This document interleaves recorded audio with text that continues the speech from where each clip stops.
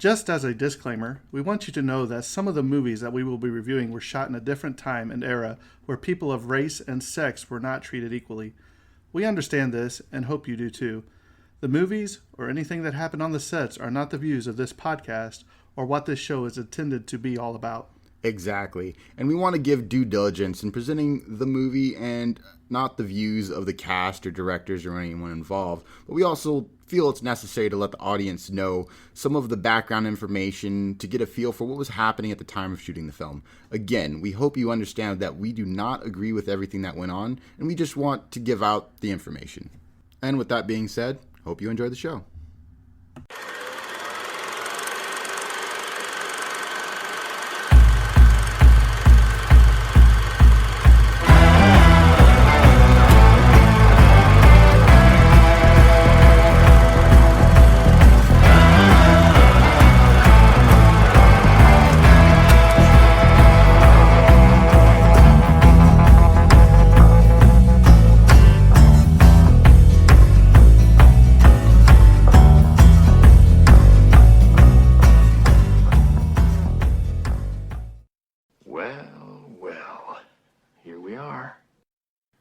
It is now 7:06.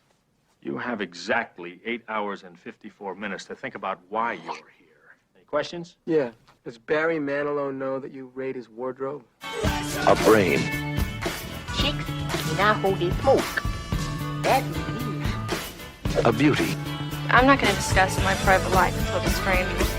A jock. You wear tights? I wear the required uniform. Tights. Shut up. A rebel. He's doing it to get a rise out of you. Just ignore him. You couldn't ignore me if you tried. And a recluse. I'm a nymphomaniac. Are your parents aware of this? You want to spend a little more time trying to do something with yourself and a little less time trying to impress me. You might be better off.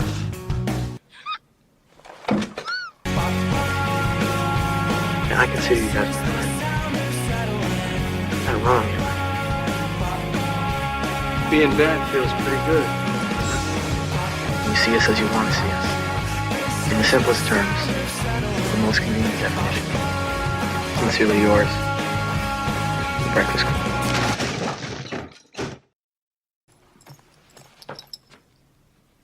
Forgot my pencil. I've got a hunger, twisting my stomach into knots.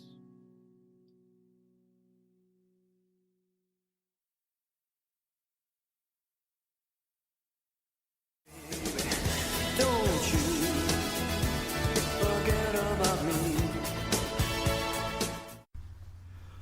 Welcome back to episode 4 of The Tragedy of Cinema.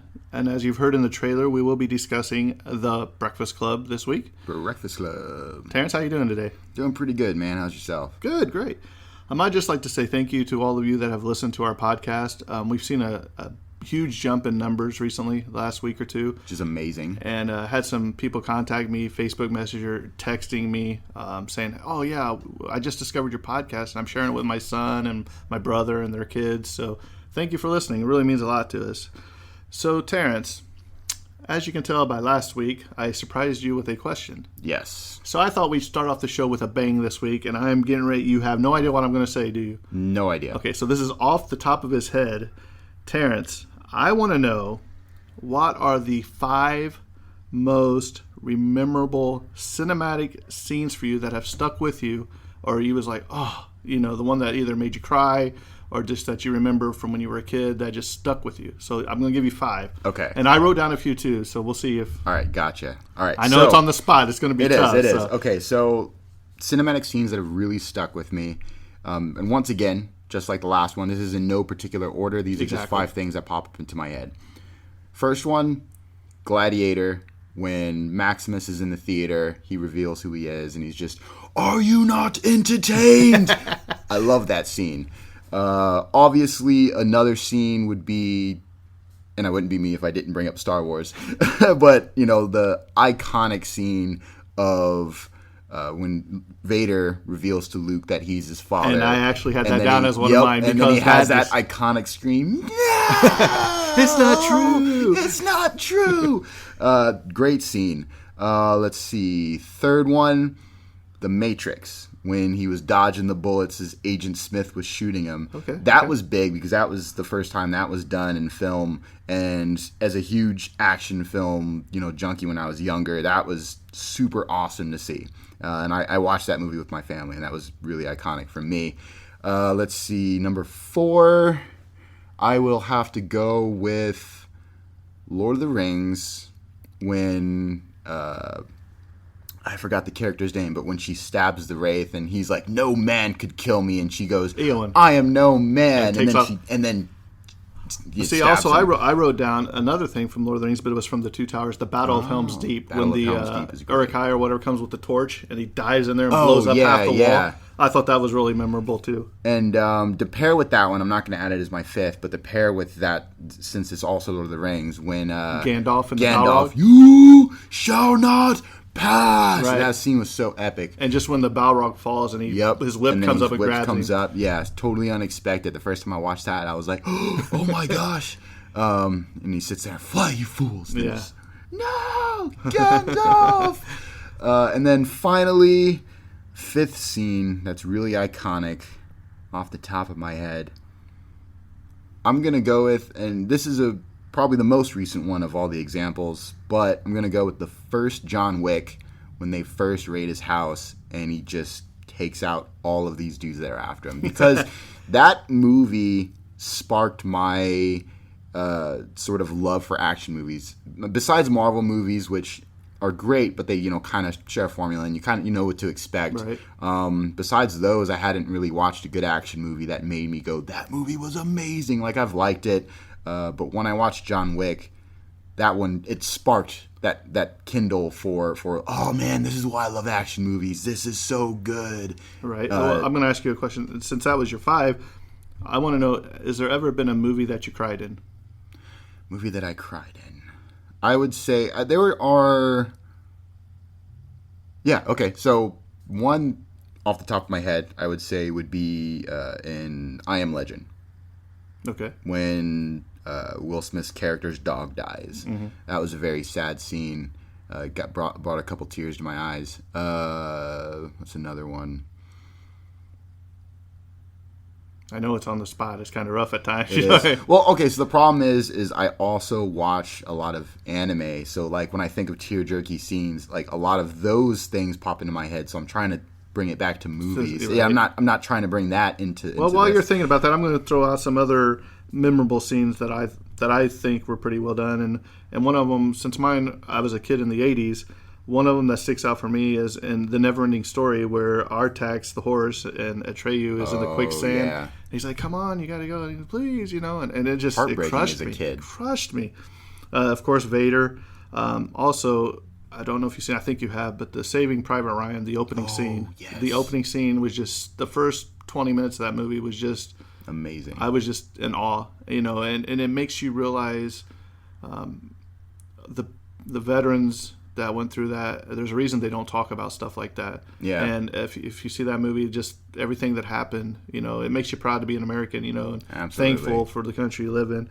And it put, as a veteran myself, it really puts in perspective on like what some of the older veterans went through and how different, but also interestingly enough, the same things are in a way. But yeah, no, it's a very good scene, very good movie. And honorable mention on my part in Full Metal Jacket, the entire just boot camp section of that movie. Is that true? I mean, you went to boot camp, right? Oh, how they rip. Okay, so I mean, without this is a family-friendly show. Of course. So I was in the Navy. I was a Navy Seabee. So even though Seabees are probably more akin to Army or Marines, I still went to Navy boot camp. So it is different, and it's a different type of beast. Plus, I joined in 2008, so it was also treated differently. There are some things that carry the same, but then there are other things that are done differently. Okay. So another famous scene, I think, and I know you haven't seen this, but Hoosiers, a lot of us that are from, we are in Indiana filming this. recording this. So, but Hoosiers, the movie Hoosiers, at the end when the guy hits the game-winning shot for the title, and is from just a small town in Indiana, small school. I mean, it's a really moving scene. Another one, I don't know if you've ever seen this either, is the original Fog. I haven't. But there's a scene at the end of that when I was little, I'd be watching it, and this fog is rolling through the town, and at the end they show like one of the pirates' face. And it was pretty scary for me. And I threw this one in there for fun. Ernest Goes to Camp. When he's in there and he's plunging the toilet, and he's like, ooh, just iconic scenes for me. So, well, with that being said, episode 4 is about The Breakfast Club. So, Terrence, shall we dive into it? Yep, so just a reminder, sort of the process we're going through. We're going to go over some of the known facts as far as, casting, writing, directing, some of the numbers and everything. And from there, we'll go into trivia facts. We'll end with our opinions, and then we'll read emails and whatnot from there. So with that, let's jump into it. Breakfast Club. This movie was released on February 15th, 1985. Its budget was $1 million, which equates today to $2 million, some change. Opening weekend in the U.S., so its opening weekend made about $5 million, so it made its money back. And that today equates to about $12 million. Its gross in the USA during its peak time, I imagine, the gross, or is that total when it was in theaters? Gross. Okay, yeah. Gross in theaters made $45 million, which is about $108 million in today's dollars. Cumulative worldwide, $51 million. So it sounds like it didn't do so well with the rest of the world. And we'll see why here in a little bit. Exactly. This was directed and written by John Hughes, who is also known for Planes, Trains, and Automobiles. Ferris Bueller's Day Off, Christmas Vacation, National Lampoon, and a couple other National Lampoon movies. 16 Candles. Exactly, yes. Its runtime was an hour and 37 minutes, so your average movie length. Sound mix, it was using mono, Dolby Stereo. A lot of the stuff in the 80s were done with this. Very common. This movie was done in color. I don't think there was... If anything was done in black and white in the 80s, it was an artistic choice. Mm-hmm.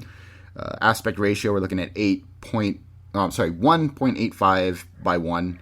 Its camera that it used was a Panaflex camera and lenses by Panavision. So those were both made from the same company. Those are both Panavision, and this was very prevalent. They were very reliable, very sturdy, so these cameras were used a lot. And they were very common to see in studios around that time. And probably today. Panavision still makes cameras, and I'm pretty sure that they're still used in films today. Its laboratory was Technicolor, so this was filmed in Hollywood, USA. No surprise there. Film length, we're looking at 2,656 meters. It's a lot of film. Negative format, we're 35 millimeter. As I've said in previous episodes, this was a very, very common format. Cinematographic process was spherical. And then its printed film format, once again, 35 millimeter. Now, as far as the awards it won, it did win some MTV Movie Awards, which isn't around anymore. Wow. And so the winner was for Silver Bucket of Excellence Award. And then the winners of that was Anthony Michael Hall, Judd Nelson, Molly Ringwald, and Ali Sheedley. Is that a made-up award? I don't even know what that entails. What is the Silver Bucket? We'll have to look that up. Yeah. It sounds like a made-up award to me. You know what I mean? It does. Just to give it something. What should we give this? It made money. Well, the Silver Bucket of Excellence Award. But it's not even a golden bucket of excellence. It's the Silver Bucket. And then it also, in the National Film Preservation Board, it was a winner for the National Film Registry. So, I mean, as you can tell by just the awards, or should I say lack of awards that it was even nominated for, you can tell where this episode's going to be going. We both rewatched the film, or most of it, and we'll dive into that a little bit later. But right now, we're going to get into the cast. Emilio Estevez, he played Andrew Clark. Paul Gleason played Richard Vernon. Anthony Michael Hall, Brian Johnson, John Kapelos, Carl, Judd Nelson, John Bender, Molly Ringwald, Claire Standish, Ali Sheedy, Allison Reynolds, Perry Crawford, Allison's father, Mary Christian, Brian's sister, Ron Dean, Andy's father, Tim Gamble, Claire's father, Fran Gargano, Allison's mom, and Mercedes Hall as Brian's mom.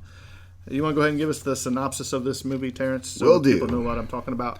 All right, so if you haven't watched this film, as you know, always we preface it so you can watch it and follow along and know what we're talking about. So the synopsis of this film is 5 high school kids from different walks of life are given a 9-hour detention.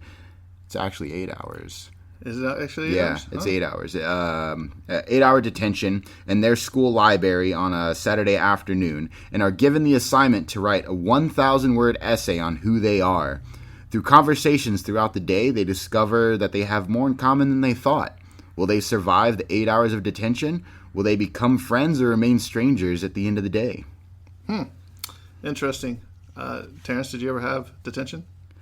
I did. For like the silliest reason. I didn't have a locker, so I always carried the books that I needed with me. But I was also exactly. I was also notorious for just not bringing my books, and so I would use my friend's book. And I had one teacher goes, "If you forget your book again, you're gonna have detention." And sure enough, I forgot my book, so then I got detention. But it wasn't anything like this. I just sat there. But for how long? It wasn't 8 hours. No, it wasn't. I mean, this is early 2000s. And you know what? I think sometimes when they give a kid detention, especially like in this movie, it was on a Saturday. I mean, how inconvenient for the parents. I mean, most parents are out there working. Even today, I understand detention and the I guess punishment, if you will, for the kids. Need for discipline, but they also got to realize that some parents are working, you know what I mean? And they can't be there at certain times, or maybe they have to make it back to work and all that, So I think sometimes maybe a parent-teacher call or conference would be a lot better, you know what I mean? So that way the parents if it's serious enough, absolutely. Right. If not, then I mean, I just did like an hour detention. Right. I don't even remember what I did. I remember there was another point in time I got in trouble, and it was something similar. Oh no, it wasn't even writing an essay. I just had to write the dictionary, and it was just copy what's in the dictionary. Did you have to do the dictation and all that too, like the dot? Everything? I had to write word for word from A until my detention's done. Wow, how far did you get? I don't even remember. I was gonna say not very far, did you? All right, it's one of those mindless. All right, let's do this. Are you ready for some unknown facts trivia? Let's do this. Are you ready? No, not really. Okay.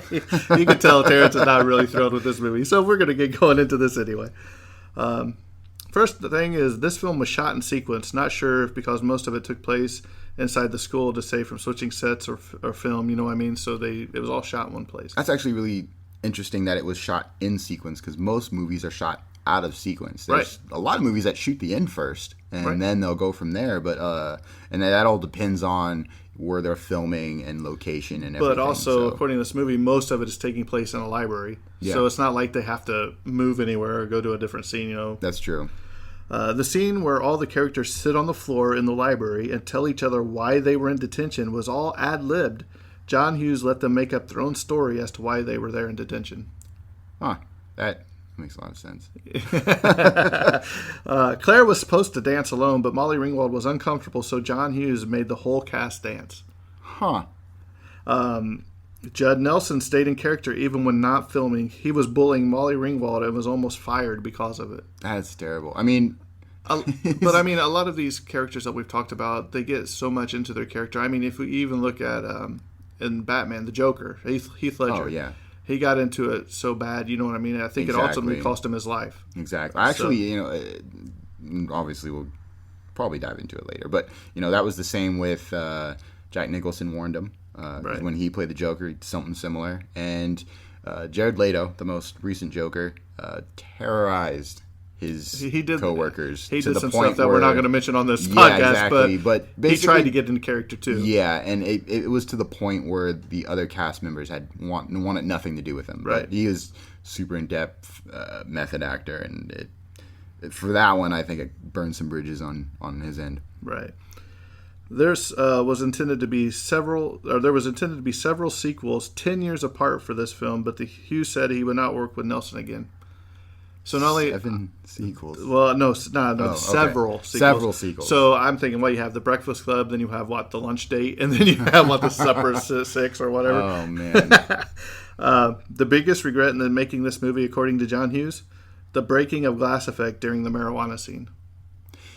That was so random and weird. Right. I was like, what? Yeah. Why? That made absolutely zero sense. Right.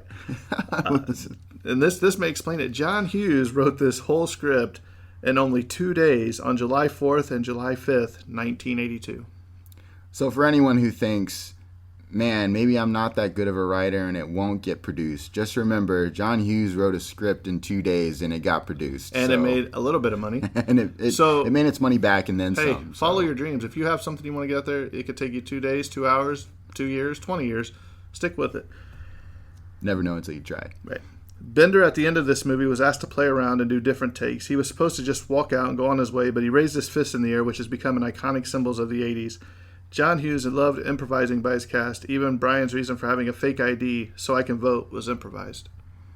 I actually liked that line, it's funny because I knew of the iconic scene, but I didn't watch the movie until yesterday / this morning. So it's interesting that I've known that iconic scene. I knew where it came from. But you had never seen But I'd never seen the movie until recently. A few hours ago. Yeah. Molly Ringwald was originally asked to play Allison, but she convinced the studio and Hughes to give her the part of Claire. I think it's more fitting. Yeah. The flinch that Bender gives when Vernon fakes a punch was genuine. He really thought he was going to get hit. So he was scared. Judd Nelson went to a high school near where they were shooting and convinced him that he was a real student there. He even brought them beer with his fake ID and would ask them to drop him off at the hotel the cast were staying at. They asked, why was he staying at a hotel? He said, well, because my father is in jail and I'm staying here while he's in there. Wow. I mean, you talk about people getting into their character, right? Yeah. It seems like this guy just took it. He took it to really heart. Took it, yeah. Took it and ran. Wow. Anthony Michael Hall's mother, Mercedes Hall, and his sister, Mary Christian, played his mother and sister in the movie. That's interesting. I like how that's nice when you have your family, being part of this. Why not? If they can do the part, then right. And they'd be like, oh, he looks like his sister. Yeah, exactly. Judd Nelson made up many of his sayings from the movie, including Neo Maxi Zoom Dweeby. Oh, yeah, I heard that. I was like, wait, what? I actually had to rewind to just hear what he said, and I was like, I've never heard that term. Right. Yeah, he made up a bunch of them. John Kapelos jokingly told the cast to watch their intensive laughing because actor Martin Sheen once suffered a serious heart attack while filming Apocalypse Now. Emilio Estevez, Martin Sheen's son, was enraged by this remark. Kapelos had no idea Sheen was Emilio's father. Years later, when Kapelos was guest starring on The West Wing, he told Martin Sheen the story, who thought it was hilarious. That is pretty funny, right? But he apologized and they forgave him. So, the dandruff scene, which is the one that I remember the most, where Allison's sitting there and she's drawing a picture and she bends over and she shakes her head and the dandruff's falling. The dandruff that Allison shakes on her drawing for snow was actually Parmesan cheese. Oh, jeez. I thought that was pretty good. So they put Parmesan cheese on the draw. Yeah, I don't know if it was in her hair or she just, yeah. Or if they sprinkled it while she was doing it. That's interesting. Molly Ringwald and Hall dated briefly after the movie. The joke Bender tells when going through the ceiling tiles has no punchline. It was ad-libbed and no one could come up with a punchline. So here's a little side take on, because I did construction when I was in the military, so it always bugs me when I see any movie with them crawling in ducts or crawling in the ceiling, because it would not hold weight at all. And given he does break through the ceiling eventually, but the fact that he got as far as he did is so far-fetched. But I mean, then you have that scene with breaking glass, so it's let me ask you this question. Seriously. John Hughes obviously didn't have problem with the cast ad-libbing.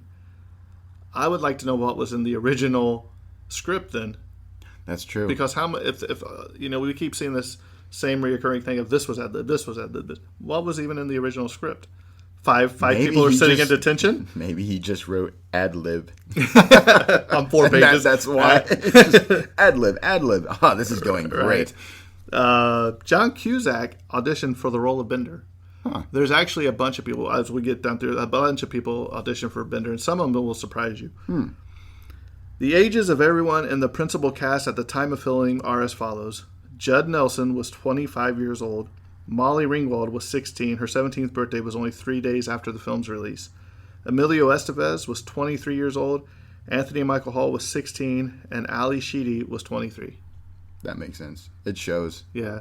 You can tell there's some age difference. And I've always felt that way, and that happens with a lot of TV shows and movies alike, where they're like, they're in high school, and they're like, these look like grown people. Well, most famous one for that, a TV show, Beverly Hills 90210, when Luke Perry was, 20-something or 30-something and playing high school student. I believe Saved by the Bell's guilty of that, too. I don't know about that one. These are just from the top of my head. I didn't really watch these shows, but I do remember seeing commercials and be like, it doesn't feel like high school. Or even when I was younger than that, I'm like, do we just suddenly look like adults we're in high school? And I get to high school, I'm like, this is not what I envisioned. I thought we would just be how we're going to look as adults. That's far from right. The switchblade in the movie actually belonged to Judd Nelson. He claimed he had it for protection purposes. So it was actually his own. It must have been before they made it illegal in L.A. or California in general. I think it's anywhere, ain't it? Is it anywhere? I think so. Hall hit a growth spurt during filming. He was originally shorter than Bender at the beginning of the shooting, but was taller than him by the end of the shooting. That's hilarious. It's a long 8 hours. The cast rehearsed the film a few times through like it was a play before filming. Soon as the film became a big hit amongst high schoolers, Hughes was asked to write a play version so the schools could perform it. Really? I wonder how the play version went. I don't know. Especially because it's... I'd like to see it, though, and read it. It's a lot of foul language. You know yeah, well, we're going to talk about that during my opinion. Yeah. But I would like to read it just to see if he holds more to his script or if he put the ad-lib stuff in there. Yeah. You know what I mean? Just to see what he added to it. Judd Nelson's clothes he is wearing in the movie are the exact same clothes he auditioned for in the role of John Bender. Allison does not speak until 33 minutes into the movie. Yeah, no, that's true. I noticed she just didn't have any lines. It was just a lot of actions and I think she laughed or chuckled or something. But she doesn't actually speak, and like you were saying, until a good chunk in the movie in. Emilio Estevez was originally going to play Bender, but Hughes couldn't find anyone to play Andrew, so Emilio agreed to do it. Which, good for him. Here we go with the role switching again. Don't You Forget About Me, the theme song, was written by Keith Forsey. And you know what? I was going to add a comment here like, I wish I could forget about you, but I'm not going to say that because I wasn't really a fan of this movie, but I'm going to do the movie justice because, some people like this stuff. Some people like this movie, so... but everybody's got their own opinions, and that's what we're going to discuss at the end of this. Don't you okay. Terrence, enough. I will be looking for a new partner for the podcast. Molly Ringwald could not do the lipstick trick, so they had to shoot multiple angles to make it look like she could. The library was built inside a gymnasium of a closed-down school. It has since turned into a police station and is still there today. I mean, he also wanted to film in an actual school's library, but the library was too small. That makes sense. So if you know the movie, this library is huge. Library, yeah. Huge. Nicolas Cage was considered for the part of Bender, but his salary was way too large. That makes sense. But can you imagine Nicolas Cage as Bender? It would be great. It was ranked first for Entertainment Weekly's 50 best high school movies in 2006. And I'm thinking you had Grease. That right there alone beat that. Ferris Bueller's Day Off. Yeah. So many. Yeah. I don't understand that, but whatever. It's Entertainment Weekly. Are you not entertained? The Coke cans in the film have the 1984 Olympic symbol on them. They were held in Los Angeles. Okay, that's cool. I actually didn't know that. It's pretty cool that they throw those little things. What was used for marijuana in the film? Do you know? I don't know. Oregano? Oregano it is. Huh. Nice job. Estevez, Sheedy, and Nelson all played high schoolers for this film. The same year, they played college graduates in St. Elmo's Fire. So Oh, there snap. again, we see, playing the high school, then playing college graduates. Yeah. So. At the end of the film, Hughes gave a piece of the library's banister to the cast. Okay, that's pretty cool. Yeah, that'd be pretty cool to have. Sheedy originally auditioned for the main role in 16 Candles, but Molly Ringwald got it. When she auditioned, she had 2 black eyes from a set building accident. When Hughes needed a goth-style actress, he remembered her look from then and gave her a call. Interesting. It is interesting because John Kapelos rarely socialized with the rest of the cast members to keep in isolation. Really? So there again, you have people getting into character and just sometimes they go overboard with it, though. You know what I mean? That's true. Yeah. Vernon is based on one of Hughes' real-life gym teachers who flunked him. He said years later that when he ran into the teacher said the movie was good, but boy, that principal was a real jerk. So he didn't know he was talking. He was based on him. That's hilarious. I know. The BMW that was driven by Molly Ringwald's dad in the movie was owned by John Hughes. Oh, okay. So there's actually Just a little, John Hughes. What do we call it? Like a non-humble brag. Look at my BMW. Right. It was Allison's idea to add Cap'n Crunch to the sandwich to give it an extra loud sound when she chewed. Oh yeah, that was strange. What did she add a bunch of sugar on her bread? Yeah. And then because she first throws out the questionable piece of meat, and then she throws. Well, it a wasn't bunch, a school, so those cafeteria food. and then she throws a bunch of sugar on it, and then she throws some Captain Crunch, and these are I think they all brought lunches from home. Well, we'll say something about that down there too about the sugar. Gotcha. Parts of the film were shot at one of John Hughes' old high schools that he attended. When Bender launches a loogie and catches it, guess what? It was improvised. No surprise, right? Half the movie was. Pretty gross. Yeah, it was gross. Hughes insisted the entire crew eat their lunch in the school's cafeteria. Huh. I guess trying to keep them in character, I guess, yeah. Other titles before The Breakfast Club became the title of this movie, do you know what they were? No idea. The Lunch Bunch and Library Revolution. The album, do you know this? Do you know that the album that Allison is looking at during lunch, do you know what it was? I have no idea. It was 1999 by Prince. Oh, nice. Okay. Judd Nelson went to a laundromat in character and ended up getting the police called on him, which I could totally see. Yeah, that I can see that happening. Okay, now this one, and I wish this would have been true. Rick Moranis was originally going to play the janitor. I would have loved that. That would have been great. I like Rick Moranis. Chicago Library donated over 10,000 books to the movie. Wow. That's really cool. That's awesome to get that whole scene set up. That's cool, yeah. Are you ready for this one? Jim Carrey also auditioned for the role of Bender. Wow. That would have really put a interesting comedic spin on it, and a completely different style than what was portrayed. Well, I think in the either movie. him or Nicolas Cage, any of these, I personally would have loved to see Nicolas Cage. I can 100% see Nicolas Cage in that role. Well, I can see Jim Carrey doing it too, though. I could too. But he'd be more funnier, That's true. If John Hughes couldn't get Emilio Estevez to play the role of Andrew Clark, are you ready for this? Here's who he would have considered casting: Michael J. Fox, Jim Carrey, Tom Cruise, Matthew Broderick, or Rob Lowe. Wow. Some high expectations, especially because he goes, Nicolas Cage is too expensive. What about Tom Cruise? Or Michael J. Fox was really big. Michael J. Fox, yeah. Here's another one. Jodie Foster was considered to play Claire, and Brooke Shields was considered to play Allison. Wow. Can you imagine that cast if they would have got some of these other people? Yeah. Like Brooke Shields and Jodie Foster with Nicolas Cage and Michael J. Fox. I mean, it's a totally different movie. Right? It would be completely different. Allison never speaks to Vernon in the film. She chuckles and squeals. That's true. Yep. Yeah. The title for the film is The Last Spoken Line. Okay, yeah. Yeah, that's right. When he's reading off the essay as it closes out the movie. Okay, yeah. Here's what we were talking about a little bit earlier. Allison was said to be a healthy eater and that she got a sugar high when eating the sandwich while filming. Okay, here you go. Are you ready for this one? I want to see your reaction when I read this one. All right. This is said is among the 1,001 movies you must see before you die. I'm thinking we should just go down to 1,000 and cut this one out. Yeah, exactly. But I mean, 1,001 movie, that's a lot of movies. So it might be able to, movies. but is it a must see? Probably not. All right. The high school was used in John Hughes' next film. You know what that was? Ferris Bueller's Day Ferris Off. Bueller's Day Yeah. Off. It's the same high school. Yeah. I mean, I just picked the other Right, movie that that was easy in to high do. school off the top of my head, yeah. Sheedy was also cast partially for her role in War Games. Really?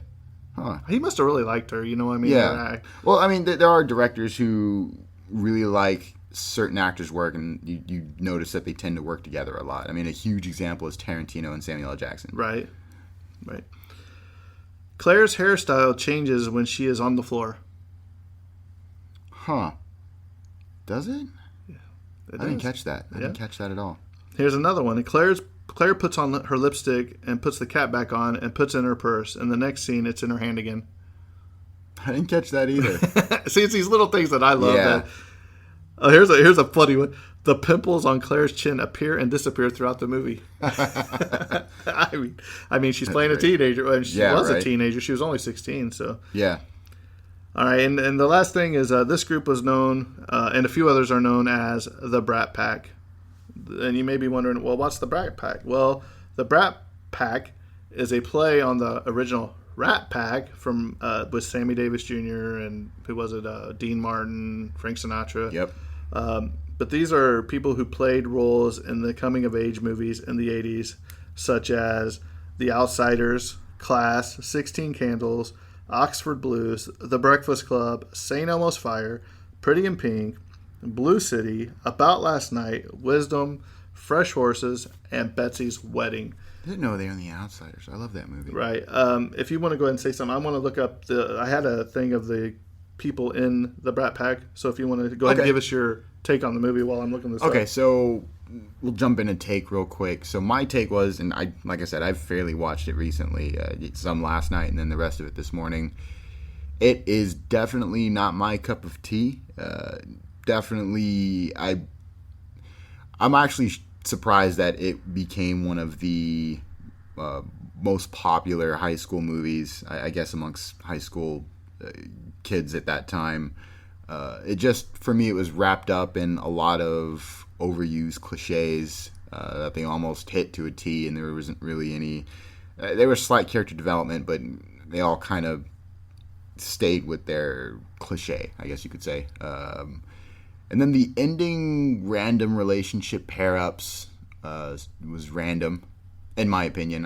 It seemed off. The glass breaking. Yeah. It was so random. I could not, in my head, explain why this is a thing in this movie. Like, I get they're going for like this crazy off the wall. Speaking of which, that whole depiction of being high, I was like, wait, have they ever met someone who is high? Because the jock, he hot boxes in one of the rooms. And then he comes out and he's like, yeah, and he's all like super energetic and everything. And I'm like, that's something else. He's not smoking weed. There's a lot of drug use. So this is not a kid-friendly movie at all. Right. There's a lot of sort of misogynistic things, which, things against women. There's a lot of really harsh language that at points seems unnecessary. Because I don't mind language in movies. I mean, Full Metal Jacket is a great example. It's one of my favorite movies. There's a lot of language in that, but it doesn't bother me. Where in this movie, it seems sometimes it's overused and it kind of seems forced in the writing. Right. Yeah. And with this movie, when I seen this movie originally, it was on regular TV. So there wasn't any of this stuff on there. You know what I mean? A lot of that was taken out. So the edited version. Or they even put in different words. You know what I mean? Yeah. So when I went back to rewatch it on DVD, I couldn't even make it through it because I don't like all that unnecessary cussing in general. You know what I mean? I don't like that. Especially as a high school movie. Right, and it became such a big hit with high schoolers. You know what I mean? And I was like, but it was just pointless. You know what I mean? They just went over the top with it, I think. Yeah. And which was most of it ad-libbed? I don't know. Yeah, exactly. I do want to state again that this is just my opinion. It definitely doesn't for those who do like the movie. I'm not trying to down you for it. Good on you for liking the movie. I just personally did not so much enjoy watching this particular movie. And it was your first time seeing it. And it was my first time seeing it. So this is my perspective from a first time viewing it. From a millennial. From a millennial standpoint, yes, exactly. So, and obviously, it could also come down to the fact that I cannot relate. This is, of course, what I imagine just from the cast and everything, sort of an all-white high school in the 80s, where when I grew up, I went to a Mexican high school in California. And so, obviously, what I experienced and how I grew up in high school is completely different from this movie. So I can't relate to it. I don't. Well, let's talk about that for a second, because me and you've had to talk about racism. Yeah. And most people wouldn't know by looking at you that you are mixed. Exactly. Yeah. And half me black, and half you, white. right? And me and you, we had this long conversation. You know what I mean? Because we get along so well, but racism still exists in this world. Absolutely. And I think it's terrible. I mean, me and you have hit it off so well. You know what I mean? Because people don't take the time to get to know somebody. They just want to judge. So. Let me go ahead and throw these. These are the 25 people that are credited for being part of the Brat Pack. Okay. Are you ready?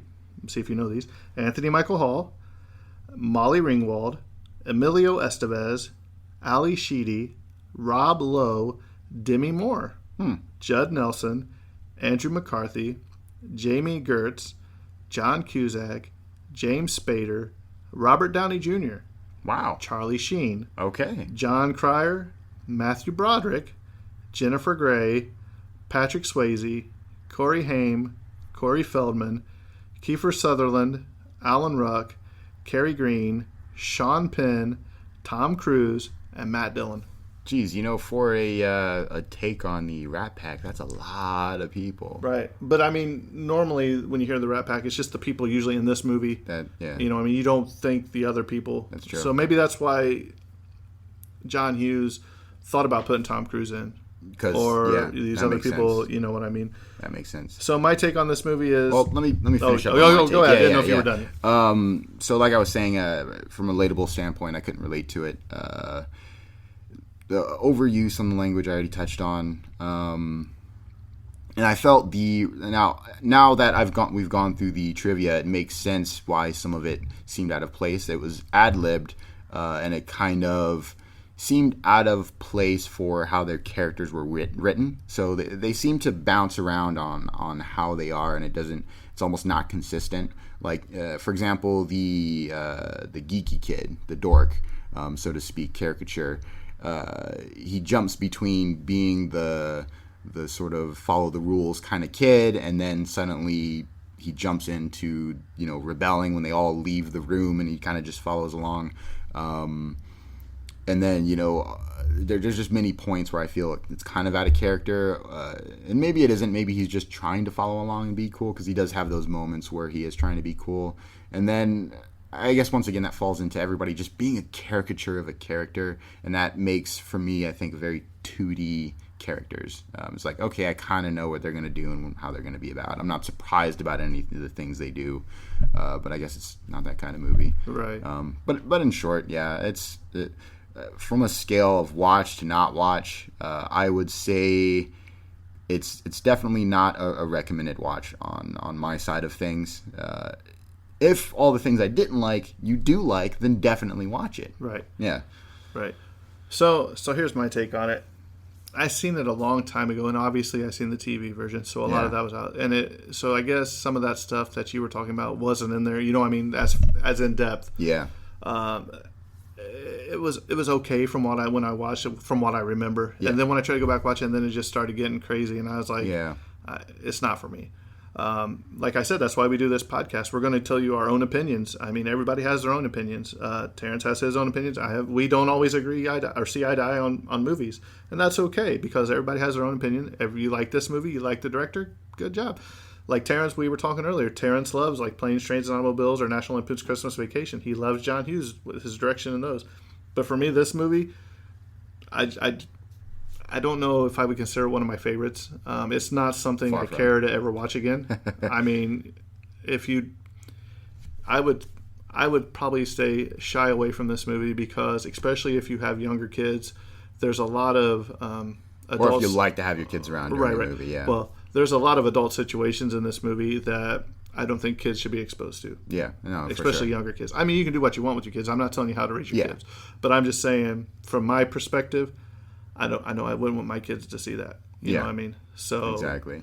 I'm I just will saying- give it one high note. I did enjoy the dancing scene, that was pretty as good. random as it was. And that was after I was just like taken aback by the screaming in the glass room and everything. I believe that happened before the dance scene. And then the dance scene happens. I'm like, okay, that was fun. Random, but fun. Right, and like you were talking about earlier, when at the end of the movie, when the goth chick, Allison or whatever, and they doll her up to make her pretty. Oh, yeah. To me, that symbolized, we talked about this, that it just made that you have to be pretty for somebody to appreciate and like you. Yeah. And I don't agree with that. Just be who you are. Be yourself. And I think that's a caricature that sort of definitely was in the 80s, and it carried over in the 90s with a lot of movies, which you have this character who's, in my opinion, unique in their own way, but then they get dolled up and everybody notices them, and then... What was it, like the not the Princess Bride, the Princess Diaries or whatever? Yeah, where she was just a exactly. normal high schooler, and then she found out she's a princess, and you know... and then, like, I just don't think as far as... like looks and embrace who you are. You don't need to quote unquote like change completely and doll yourself up unless that's something you want to do. If it's a personal choice, yes, but if it's something that is sort of thrusted upon you, where in this case, Molly Ringwald's character, she's like, hey, let's change you up and everything, and they. Then they doll her up and all that stuff, and suddenly she's noticeable and stuff like that. Where I think she was just noticeable just fine with her quirkiness and, like you were saying, with her crazy hair and everything. Yeah.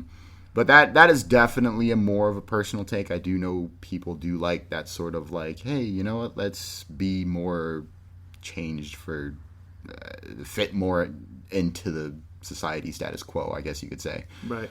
So, with that being said, this was a rough week for us for this movie. Just because we don't like it or we wouldn't recommend it, we're not saying you don't watch it. You do what you want to do. I know some people love this movie. I had one person message me like, "Oh, I love John Hughes' movies," or "Oh, I remember watching this when I was a kid," or I put off watching it for a long time, and then when I watched it, I really enjoyed it. So everybody has their own cliche, or their, I don't know what the word I'm looking for, their own genre, I guess, that they like to watch. And it could even be a guilty pleasure. Guilty pleasure. There are plenty of movies that I know are bad, but I like them, so it could be that for you too. Right. So with that being said, we're going to go ahead and move into from this our opinions, because I think we took enough time up on our opinions. Definitely. That I'm going to read a couple of review. We got one review and one email I'm going to read. So first is the review. This is from Robert Cohen there. I hope I spelled or pronounced your name right, Rob. This is it says amazing A+++ podcast. Great job, Jimbo and Terrence. You guys rock. Very informative and well done. If you are a fan of movies, all genres, definitely check it out. Well worth a listen and subscribe. You won't be disappointed. Trust me. Just waiting on my call to be a guest. So thanks, Rob. That was very nice of you. Thank you so much. And the second, this was the email that I got, and it states, I have to admit that at first I was half expecting the show to be ill-prepared and lacking in the content that I like, but I am happy to report that I am pleasantly surprised. I love hearing the little bits of trivia and little-known facts about and leading up to good movies, even the little Easter eggs that are hidden in the movie that do have them. I was in this is going back talking about our last episode about Tron. I was in high school when Tron came out, and I believe that perhaps one of the biggest problems it had was that it came out a bit too early. The school that I went to didn't even have any type of computer classes at that point, and I think that the general public just didn't have the basic knowledge of what the movie was really representing. What we take for granted now as being even archaic terminology used in the movie, most of the public hadn't even had a basic introduction of it yet. Although there is some notice taken in your broadcast at the time the movie was made, I think that perhaps a comparison to other movies of the genre that were out at the same time or immediately preceding may show the contrast through to why the movie did or did not reach its status as classic, though. Even though I'm pretty much dragged my tail and put off listening to your show, I'm glad that you kept up with me and got me going with it. Mark Scott. And we appreciate that. And the long email. Well, that is actually an old boss of mine. Oh, okay. So I told him, I said, hey man, check this podcast, check this podcast. And he's like, yeah, I'll get to it. So finally he told me, he's like, yeah, he actually liked what we did. So, well, with that being said, we're going to do something special this week. This is episode 4. We are getting ready to sit down and record our next episode. Right into episode 5. Right into episode 5, because we wanted to get this one out. This is a special request.